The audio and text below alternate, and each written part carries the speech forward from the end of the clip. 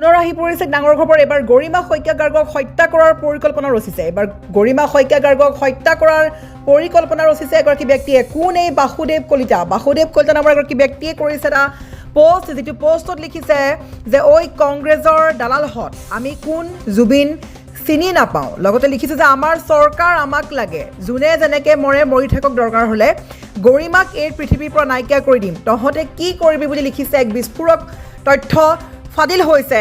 এবাৰ আমাৰ টাৰ্গেট ৰবি শৰ্মা যতীন বৰা মানস ৰবিন ভিক্টৰ আৰু গৰিমা শইকীয়া গাৰ্গ এইদৰে এক বিস্ফোৰক পোষ্ট পোৱা গৈছে সামাজিক মাধ্যম যোগে লগতে শেষত লিখিছে এই কেইজনক নিশেষ কৰিব পাৰিলে আমি বিজেপি জীয়াই থাকিব পাৰিম হিমন্ত বিশ্ব শৰ্মা জিন্দাবাদ বুলি লিখিছে এগৰাকী বাসুদেৱ কলিতা নামৰ এগৰাকী ব্যক্তিয়ে পিছে এই পোষ্টটো ক্ৰমান্বয়ে ভাইৰেল হৈ পৰাৰ পিছতে এতিয়া বহু লোকেই অভিযোগ উত্থাপিত কৰিছে যে এই একাউণ্টটো পাবলৈ নাই কোনে কৰিছে এই কাম কোন এই বাসুদেৱ কলিতা যিগৰাকী ব্যক্তিৰ এই পোষ্টটো পোৱা গৈছে সামাজিক মাধ্যম যোগে আচলতে এয়া কাৰ কাম বা এয়া কোনোবাই ষড়যন্ত্ৰ ৰচিছে নেকি সেয়াও এক প্ৰকাৰ স্পষ্ট হোৱা নাই কিন্তু বৰ্তমানলৈকে দেখিবলৈ পোৱা গৈছে আমি এই মুহূৰ্তত সেই বিশেষ পোষ্টটো দেখাব চেষ্টা কৰিছোঁ যিটো পোষ্টত দেখিবলৈ পোৱা গৈছে ব্যক্তিগৰাকীৰ নাম হৈছে বাসুদেৱ কলিতা আৰু এই বাসুদেৱ কলিতাই লিখিছে আমি পুনৰ এবাৰ উল্লেখ কৰিছোঁ য'ত লিখিছে যে ঐ কংগ্ৰেছৰ দালালহত আমি কোন জুবিন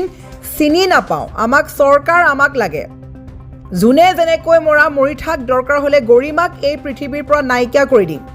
এবাৰ গৰিমা শইকীয়া গাৰ্গক নিশেষ কৰাৰ ভাবুকি আহিছে লগতে লিখিছে তহতে কি কৰিবি এইবাৰ আমাৰ টাৰ্গেট ৰবি শৰ্মা যতীন বৰা মানস ৰবিন ভিক্টৰ আৰু গৰিমা শইকীয়া গাৰ্গৰ সমান্তৰালকৈ নাম আহিছে ৰবি শৰ্মা যতীন বৰা মানস ৰবিন আৰু ভিক্টৰ দাসৰ নাম উল্লেখ কৰি এইদৰে বাসুদেৱ কলিতাই লিখিছে সামাজিক মাধ্যম যোগে গৰিমা শইকীয়া গাৰ্গৰ লগতে আটাইকেইজন ব্যক্তিক নিশেষ কৰাৰ কথা আৰু একেবাৰে শেষত লিখিছে এই কেইজনক নিশেষ কৰিলে আমি বিজেপি জীয়াই থাকিব পাৰিম হিমন্ত বিশ্ব শৰ্মা জিন্দাবাদ বুলি লিখিছে এইগৰাকী বিজেপিয়ে পিছে কোন এইগৰাকী ব্যক্তিয়ে পিছে কোন এইগৰাকী বাসুদেৱ কলিতা যিগৰাকী বাসুদেৱ কলিতাই বিজেপিৰ মুখ্যমন্ত্ৰী হিমন্ত বিশ্ব শৰ্মাৰ নাম লৈ এইদৰে লিখিছে যে গৰিমা শইকীয়া গাৰ্গ ৰবি শৰ্মা যতীন বৰা মানস ৰবিন আৰু ভিক্টৰ দাসক শেষ কৰিব পাৰিলে আমি বিজেপি জীয়াই থাকিব পাৰিম বুলি কোনে লিখিছে এইদৰে এক ডাঙৰ খবৰ আহি পৰিছে এই বিশেষ পোষ্টটো যিটো পেজৰ পৰা কৰা হৈছে বা যিগৰাকী ব্যক্তিৰ নামত কৰা হৈছে সেই ব্যক্তিগৰাকী প্ৰকৃততে প্ৰকৃত ব্যক্তি নে এটা ফেক পেজ সেই কথা বৰ্তমানলৈকে জানিব পৰা হোৱা নাই কিন্তু এই মুহূৰ্তত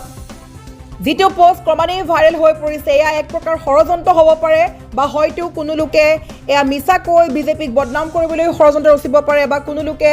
এয়া কৰোঁ বুলিও কৰিব পাৰে মুঠৰ ওপৰত সেয়া এতিয়ালৈকে স্পষ্ট হোৱা নাই যে বাসুদেৱ কলিতা হয় কোন তেওঁ কিয় এই ধৰণে গৰিমা শইকীয়া গাৰ্গক শেষ কৰাৰ কথা লিখিছে লগতে গৰিমা শইকীয়া গাৰ্গৰ লগতে নাম আছে ৰবি শৰ্মা যতীন বৰা মানস ৰবিন ভিক্টৰ দাস এই আটাইকেইজনকে শেষ কৰিব পাৰিলে আমি বিজেপি জীয়াই থাকিব পাৰিম বুলি লিখিছে বাসুদেৱ কলিতা নামৰ এই বিশেষ পেজটোৰ পৰা আৰু এই মুহূৰ্তত ক'ব লাগিব এই পোষ্টটো ক্ৰমান্বয়ে হৈ পৰিছে ভাইৰেল সামাজিক মাধ্যমত ক্ৰমান্বয়ে ভাইৰেল হৈ পৰিছে পিছে এই পেজটোৰ গৰাকী যিগৰাকী নাম দেখিবলৈ পোৱা গৈছে বাসুদেৱ কলিতা এই পেজটো এক প্ৰকাৰ ৰিয়েল পেজ নে ফেক পেজ সেয়া বৰ্তমানলৈকে জানিব পৰা হোৱা নাই আৰু পেজটো বহু লোকেই কৈছে যে যেতিয়া ক্লিক কৰাৰ মাত্ৰকে কিছুমানে কৈছে এই পোষ্টটো পাইছে এই প্ৰফাইলটো পাইছে কিন্তু বহুতেই কৈছে প্ৰফাইলটো বৰ্তমান শ্ব' হোৱা নাই আৰু বহুতেই কৈছে প্ৰফাইলটো যদিও পাইছে কিন্তু লক কৰি থোৱা আছে প্ৰফাইলটো আৰু এই ধৰণৰ কিছুমান এতিয়া খবৰ বিয়পি পৰিছে সেয়া এক প্ৰকাৰ এইটো ফেক আইডি নে কোনোবাই কৰোঁ বুলি কৰিছে নে এয়া কোন ব্যক্তিগৰাকী কোন হয় প্ৰকৃততে সেয়া এতিয়ালৈকে ফাদিল হোৱা নাই বহুতেই কৈছে যে এয়া IT চেলৰ পৰা কোনো বিৰোধীয়ে হওক বা কোনো ব্যক্তিয়ে এইদৰে বিজেপি বা কংগ্ৰেছক বদনাম কৰাৰ বাবে এই ধৰণৰ কিছুমান পোষ্ট কৰিব পাৰে নেকি বুলি সকলোৱে সন্দেহ প্ৰকাশ কৰিছে লগতে বহুতেই কৈছে যদি এয়া বিজেপি বা কংগ্ৰেছক বদনাম কৰিবলৈ বা কোনো দলৰ হৈ ৰাজনীতিবিদৰ নাম বৰবাদ কৰিবলৈ বা ধ্বংস কৰিবলৈ বা বিজেপি চৰকাৰৰ বদনাম কৰিবলৈ বা কংগ্ৰেছ চৰকাৰৰ লগত শত্ৰুতা কৰিবলৈ যদি এই কাম কৰিছে তেন্তে সেয়া এতিয়ালৈকে স্পষ্ট হোৱা নাই আৰু তাৰ মাজতে বহুতেই কৈছে এইগৰাকী ব্যক্তি হয় কোন বাসুদেৱ কলিতা তেওঁ কিয় এইদৰে লিখিবলগীয়া হৈছে, তেওঁ কিয় লিখিবলৈ সাহস কৰিছে যে কোন মৰে মৰি থাকক, গৰিমাক এই পৃথিৱীৰ পৰা নাইকিয়া কৰি দিম, তহঁতে কি কৰিবি বুলি কৈছে। অৰ্থাৎ গৰিমা শইকীয়া গাৰ্গলৈ এইদৰে ভাবুকি দিয়া এই ব্যক্তিগৰাকী হয় কোন? বাসুদেৱ কলিতা। আমি বাৰে বাৰে কৈছোঁ, আমি স্ক্ৰীণত দেখাব চেষ্টা কৰিছোঁ, এইগৰাকী হৈছে, এইটো প্ৰফাইল হৈছে বাসুদেৱ কলিতা।